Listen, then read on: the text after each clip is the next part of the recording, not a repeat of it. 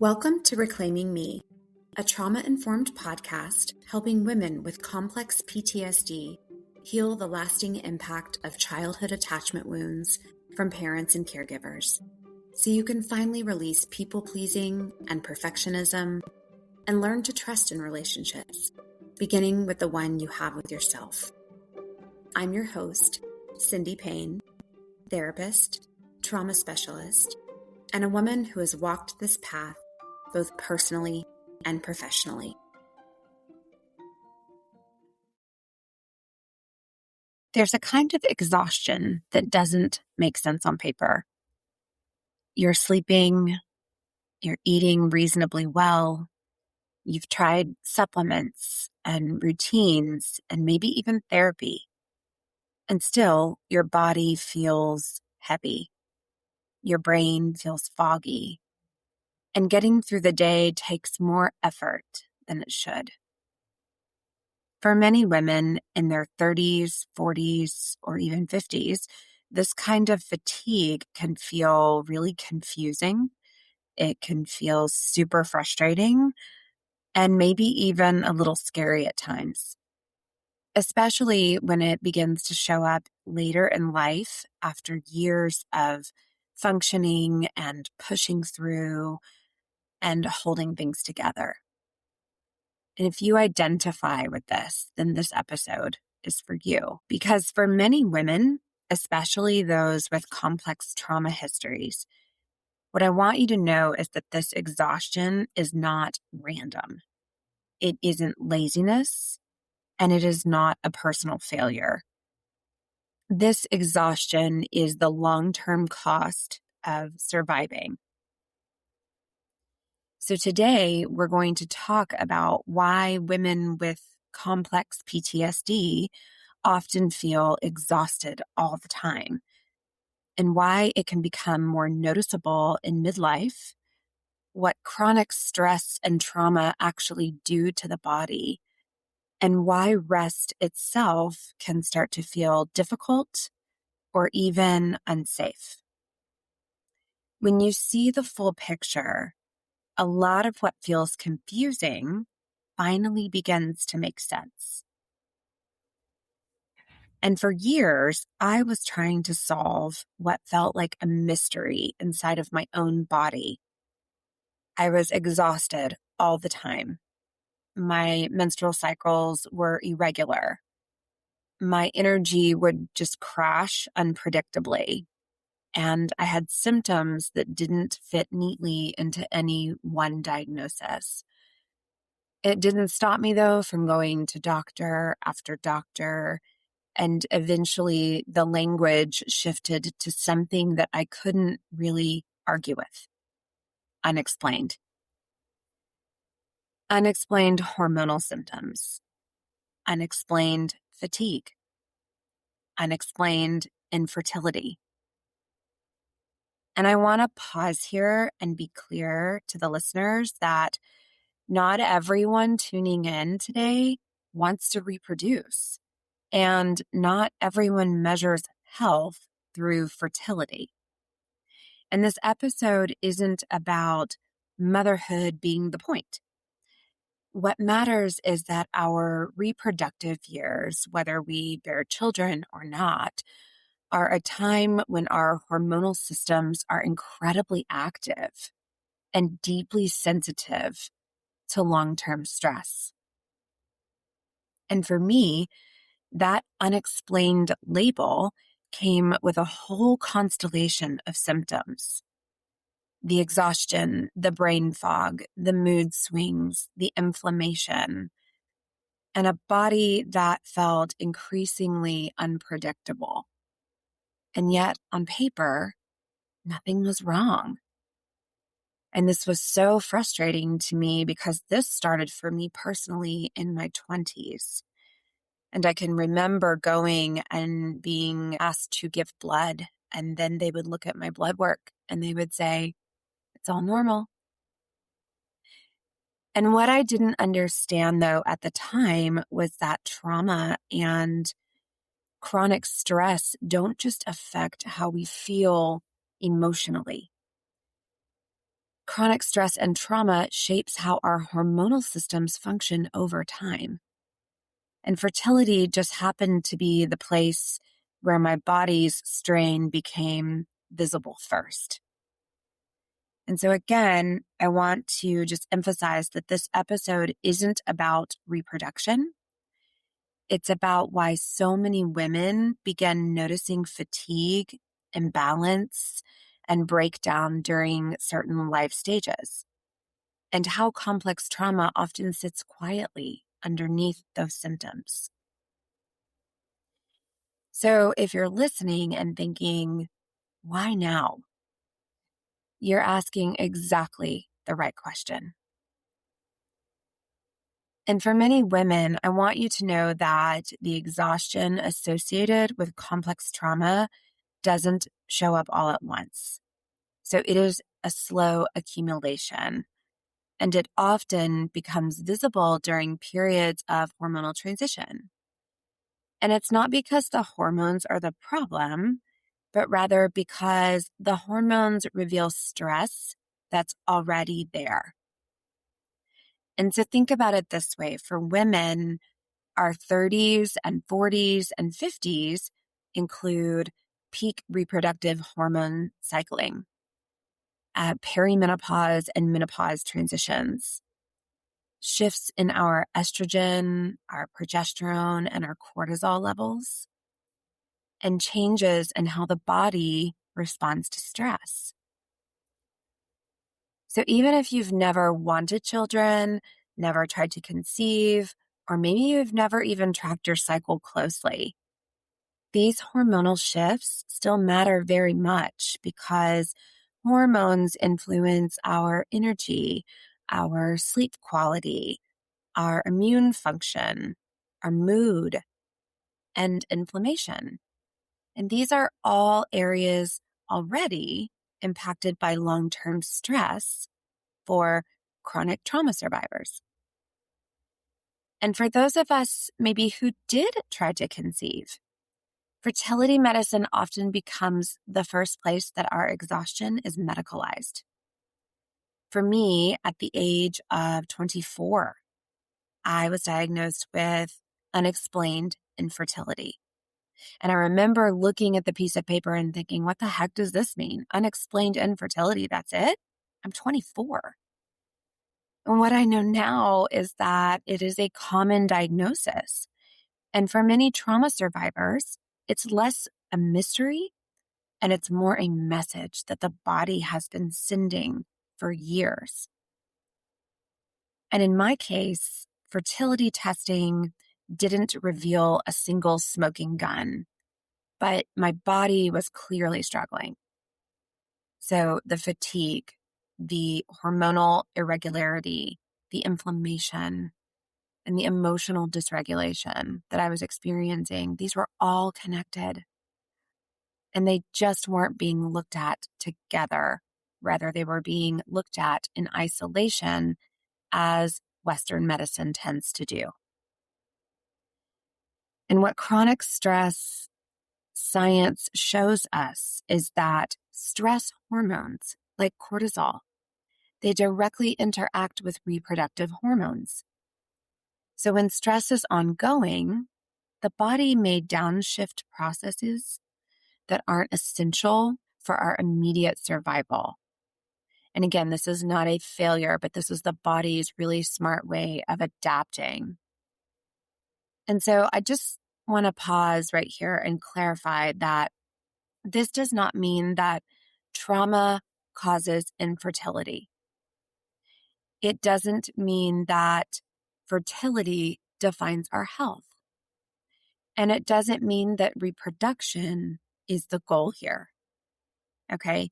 It means that the body prioritizes survival over optimization.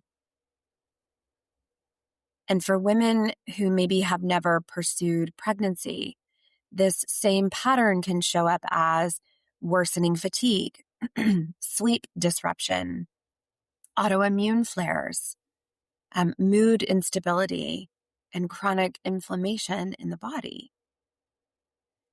So the common thread, again, is not reproduction, but rather long-term adaptation under stress. And often it's only when the body moves into a new hormonal chapter or when coping strategies finally run out that we are forced to pay attention. Not because this is a failure on our part, but because our bodies have been working overtime for decades. So let's shift over into sleep and complex PTSD. And I want to talk a little bit about why rest might not feel restorative. This is where a lot of women tend to get confused. So let's say you're sleeping 7 or 8 hours a night, but you still are waking up exhausted. And research helps explain why, rather. So studies on complex PTSD show that sleep disturbance is one of the most common symptoms, especially in women. And in some studies, nearly all women with CPTSD report some form of insomnia, difficulty falling asleep, staying asleep, or feeling rested afterward. And this is not about bad habits, because that can feel really discouraging as a CPTSD survivor when we read all of the information about sleep hygiene and we're doing those things and we're still having poor sleep. Trauma affects how the body experiences rest. And when you've lived for years needing to stay alert, your body does not fully downshift at night. Even if you're unconscious, part of you is still on duty. And what this can look like is light or shallow sleep, frequent waking up, perhaps vivid dreams or nightmares, waking up already tired, and feeling wired but exhausted. So even though the hours look fine on paper, 7 to 8 hours, right? The quality of restoration just isn't there. And this is why just sleep more doesn't work for trauma survivors. Sleep alone cannot undo years of chronic activation. Complex PTSD isn't just psychological, it is physiological. And over time, chronic stress and trauma can impact the body in very real ways. And one of the first ways is our energy depletion. So when your body has spent years producing stress hormones, it affects how your energy is metabolized and regulated. So many women describe feeling tired but restless, exhausted but unable to fully relax. And this is where terms like adrenal fatigue often come up. While it's not a formal medical diagnosis, it describes a very real experience. And that is a body that has been under prolonged stress and now struggles to regulate energy. The second thing that I want us to look at for what complex PTSD does to our bodies on a physiological level is overcompensation. So your body may have been compensating for years by holding muscle tension, clenching your jaw, perhaps, or tightening your shoulders, bracing your core, and pushing through pain. And if you think about it, this constant effort does not come for free. It comes with a huge cost of our energy. And research shows that long-term trauma and stress can increase inflammation in the body. And this is one reason why women with trauma histories are at a higher risk for autoimmune conditions like thyroid disorders, fibromyalgia, chronic pain syndromes, and digestive issues, just to name a few. Fatigue is often one of the earliest and most persistent symptoms. Gabor Mate, in a book that he writes called When the Body Says No, explains how emotional stress and unmet needs don't just disappear, but rather they show up in the body. So when emotional expression wasn't always safe, let's say, the body often becomes the place where that stress lands. So your body is really trying to communicate with you rather than betray you, which is what it can sometimes feel like. And I want to share a bit of my own story here because I know firsthand how lonely this experience can feel. So as I mentioned, I went from doctor to doctor trying to figure out what was wrong with me. And this began in my early 20s whenever we were trying to conceive. And every appointment felt really hopeful at first. Like maybe this test would explain what was going on with me. But again, as I shared, these tests were always within normal range. And I was told, you're just stressed, or you might just maybe be kind of depressed, or here, try this supplement, or try sleeping more, or maybe you should run less, or, on and on and on. The suggestions came, and I tried adrenal protocols. I tried eliminating certain foods from my diet. I tracked my sleep. I optimized everything that I could. I saw Chinese medicine doctors. I went to acupuncture. You name it, I have done it. And nothing was really addressing the root of the exhaustion. And what finally changed was when I stopped asking, what is wrong with me? And I started asking, what has my body been carrying? And unfortunately, I guess unfortunately, one could say, this didn't come until after child rearing years when I could finally slow down and look at my trauma history and my emotional labor and my lifelong pattern of overfunctioning. And then this fatigue, it suddenly made sense. The missing piece was not another intervention for me. It was context. And so here are 3 key takeaways that I want you to listen for. And number 1 is that your exhaustion is the result of a long-term adaptation, not a personal failure. So your exhaustion makes sense when you start to understand what your body has been doing for years. And for many women with complex trauma, think about how your life required you to adapt early and often. For me, I learned how to stay alert from a very young age, how to adjust myself into different environments, how to keep going even when things felt really overwhelming for me or unsafe. And I felt overwhelmed a lot growing up. And that adaptation was very intelligent. It helped me survive, but also it required constant effort on my part. And in the moment, I wasn't experiencing it as conscious effort because over time, my body just learned to rely on these stress hormones just to get through my day. So cortisol and adrenaline became part of my baseline. And that was never because something was wrong inside of my body, but my system had learned that being on was necessary.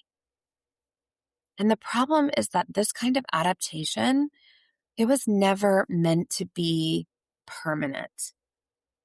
And this is huge to understand this, that chronic stress, science shows us that when the body stays activated for these long periods of time, it slowly drains our energy reserves. And so again, our muscles stay tense, our sleep gets really light, our inflammation increases in the body, our recovery gets shorter and less effective.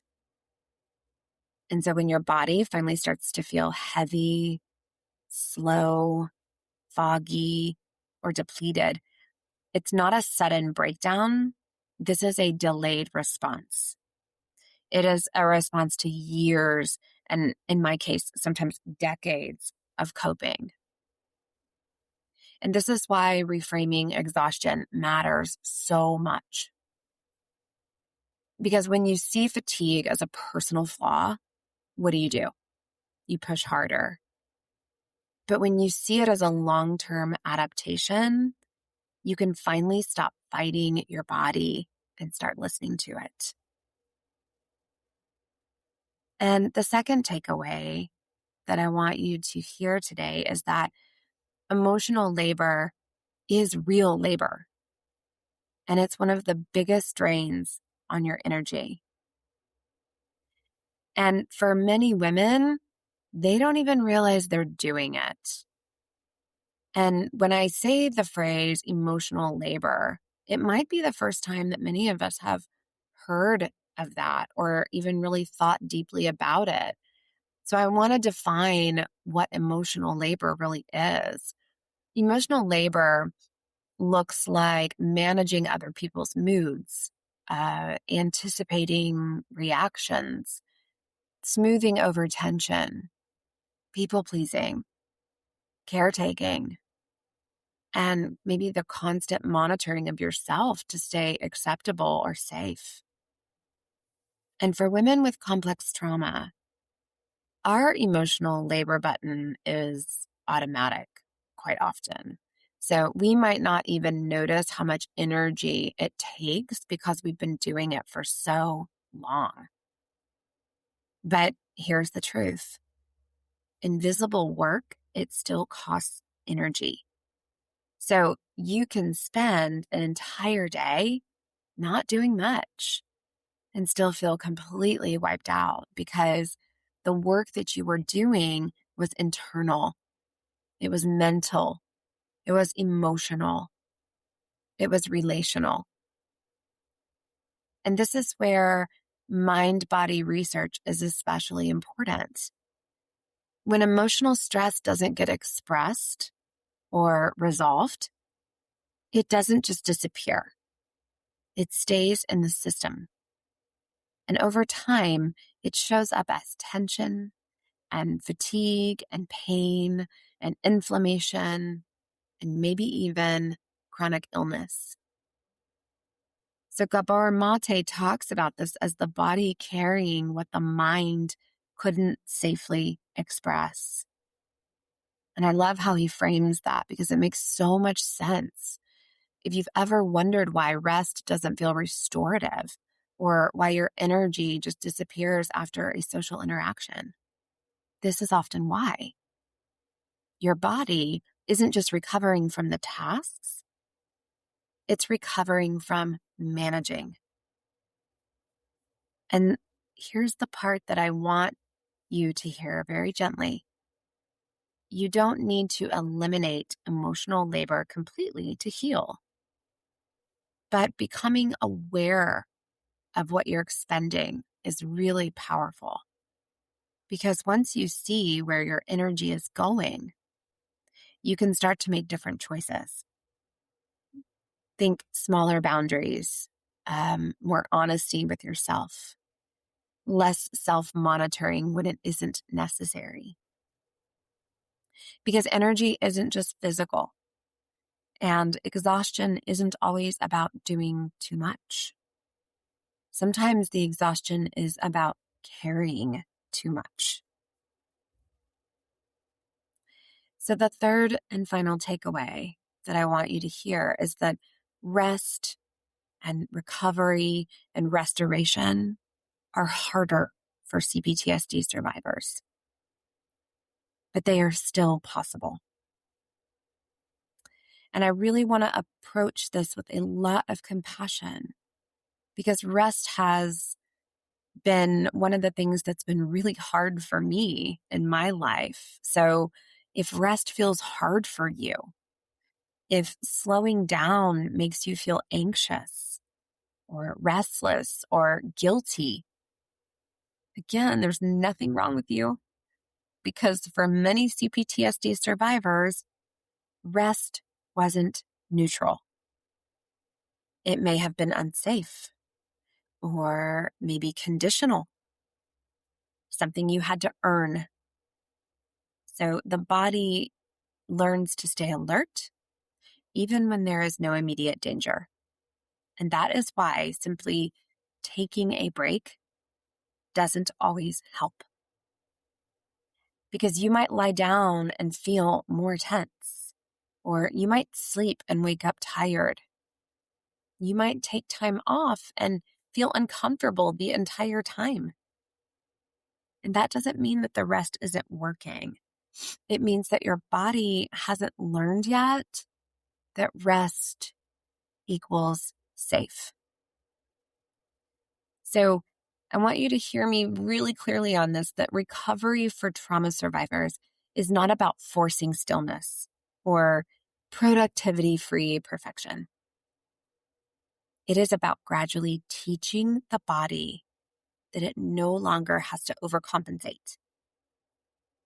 And that might look like shorter, more frequent rests instead of longer ones.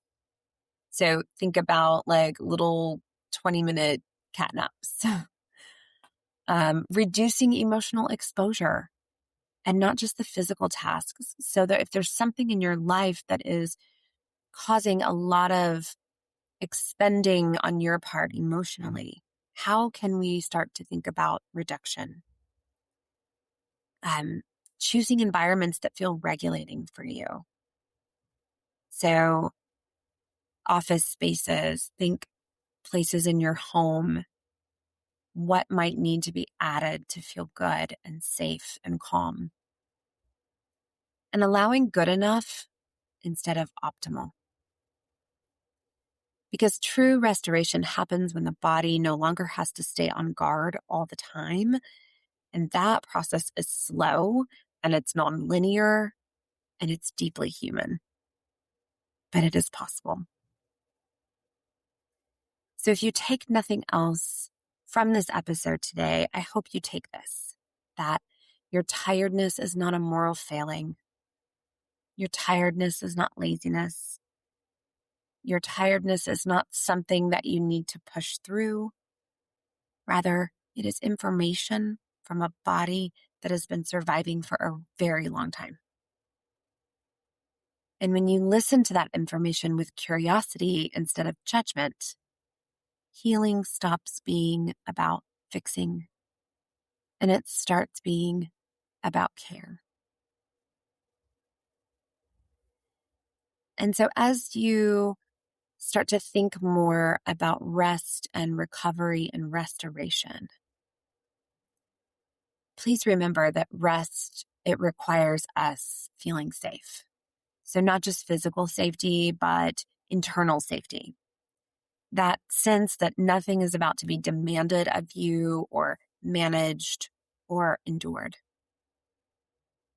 And for many people with complex trauma, this safety was not consistent. So it came and went, or it existed when you were paying attention or staying useful or agreeable or alert. And so the body learns to stay ready, but that readiness doesn't switch off just because your life slows down. So when external demands drop, the nervous system often fills the space. And this is why rest can bring up that restlessness, guilt, anxiety, or all of those intrusive thoughts, right? The body isn't malfunctioning, but rather it is scanning. Okay. So recovery then isn't about forcing the body to relax. It's more about, again, creating those conditions where alertness is no longer necessary. And that is a gradual process. And so for me personally, this showed up most clearly around a lot of the emotional labor that I've done my whole life. For a long time, this labor was so automatic for me. I didn't even recognize it as effort.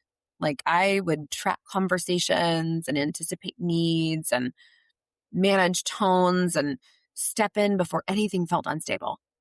My body was like a good soldier, always engaged, even when I appeared to be resting.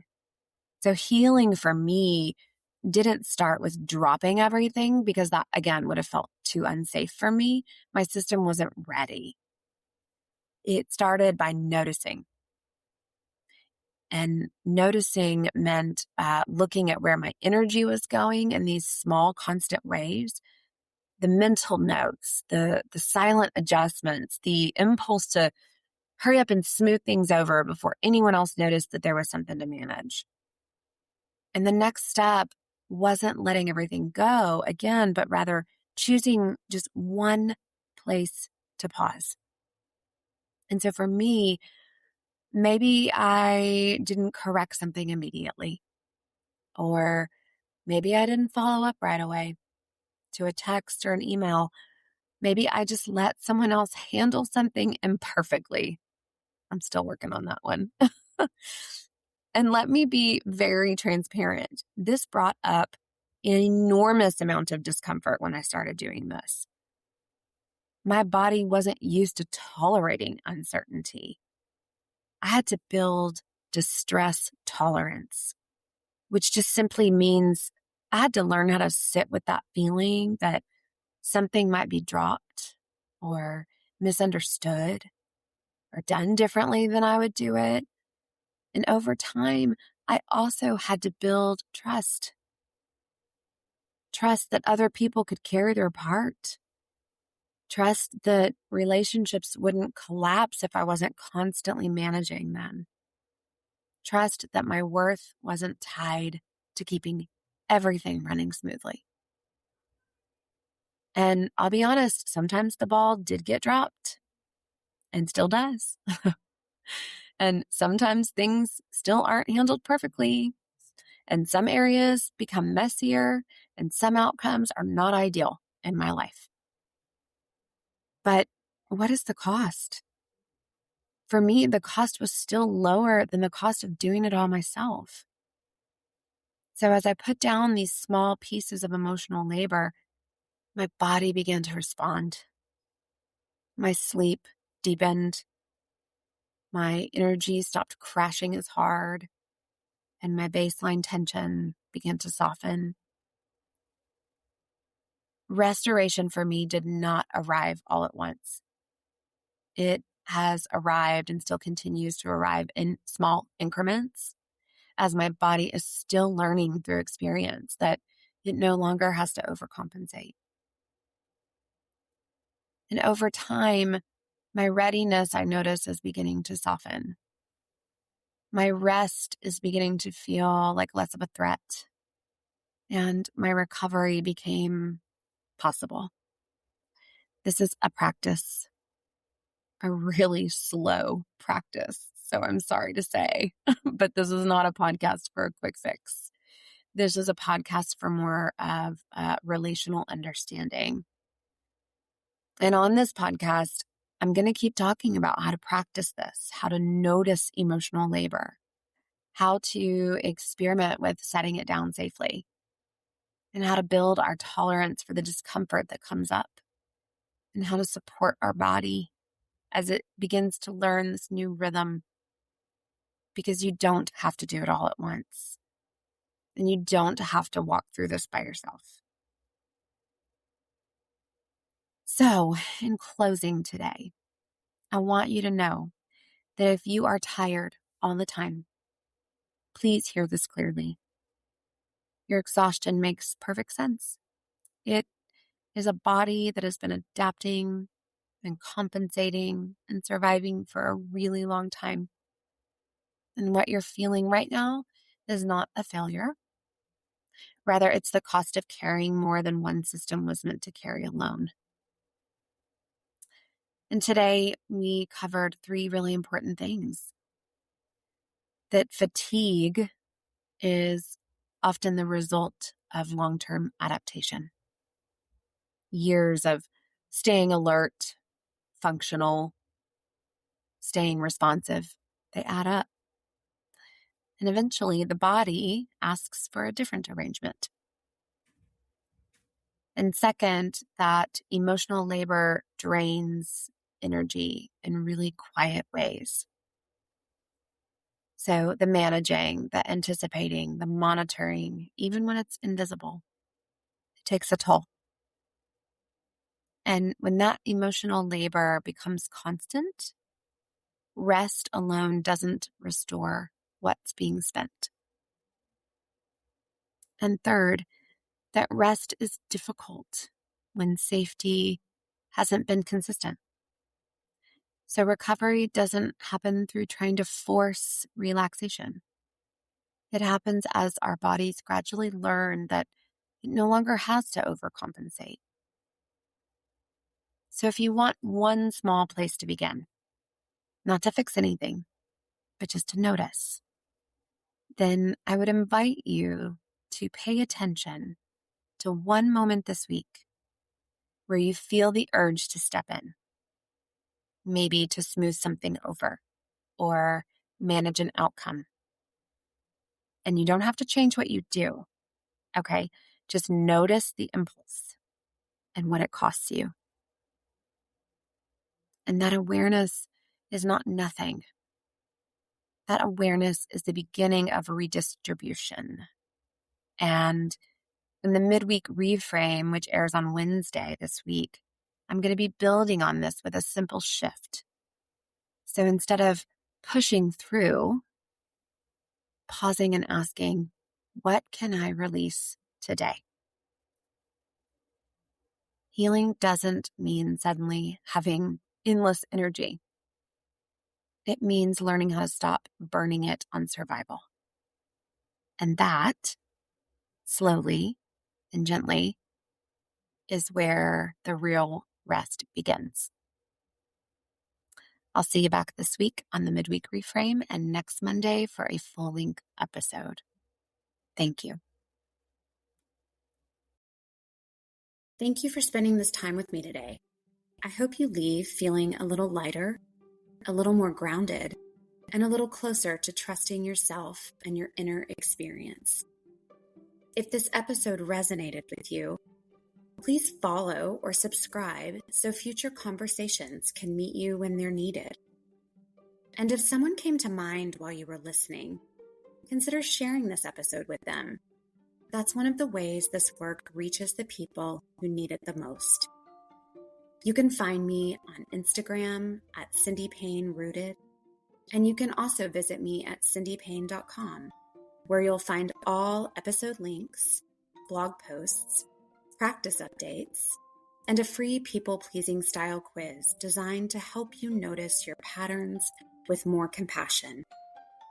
And remember, every small step towards healing, self-trust, and presence matters. You are worthy of this journey. Thanks, everyone.